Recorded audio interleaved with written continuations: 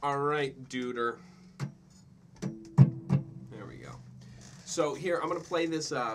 We'll call this the Chet Blues because it's like in the style of Chet Atkins, or you could call it the Atkins Blues, and it'd be people might think you're being funny because it's like the Atkins diet, It's like and you're blue because you're on the diet, right? yeah. Whatever. I think it's funny.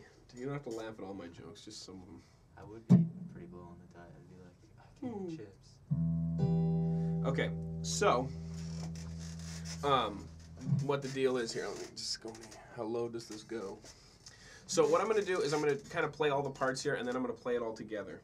And that's going to be what I do in this video. So if there's any part that's like, oh, how did that part go?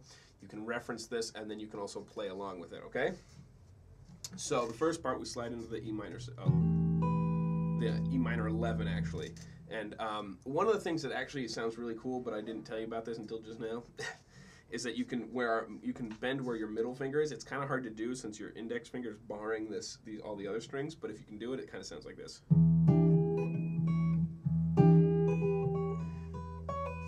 And that's kind of a cool thing.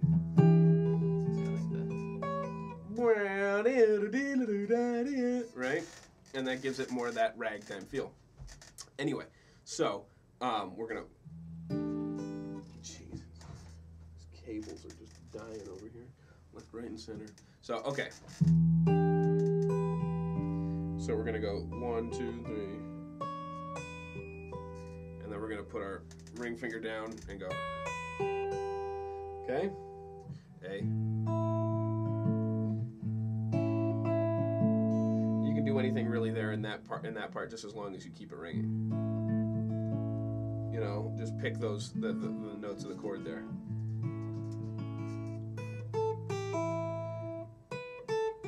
B, A, G, E. Then go to E, B, and again with these chords, don't just strum them because that's gonna sound not ragtime. And that's and so what you want to do is give it like a.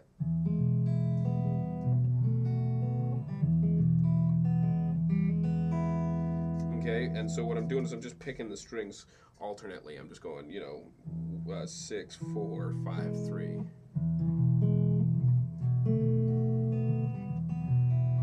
And then this little hammer-on thing where we take our index finger. That's the only important part about it. We lift up our index finger, hammer it down there at the first fret, and then pick on 2 and 1.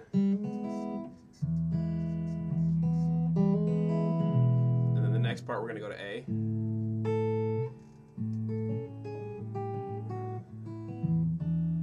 I always do that. I always try to reach over with my ring finger. Don't do that.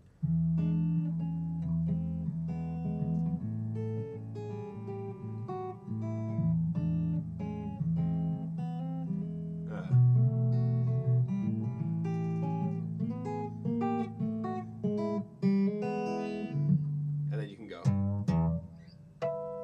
There's a million different ways to end it, but the way we were doing it was I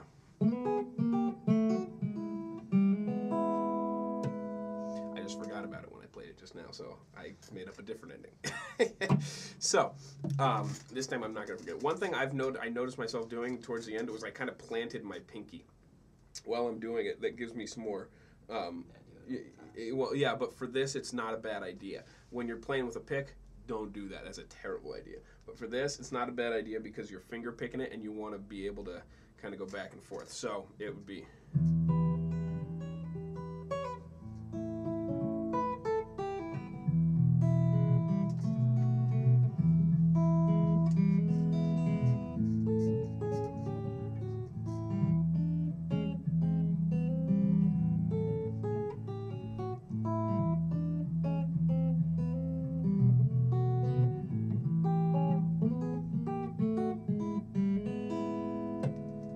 Missed the harmonic, but that's okay. And then we're into the sweet tune. All right, so I'm gonna play that one more time, and yeah. So here we go. Here goes nothing.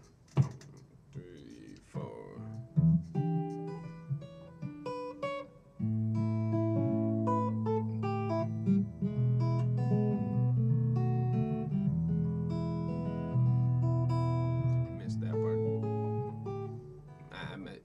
mistakes. Gotta start over.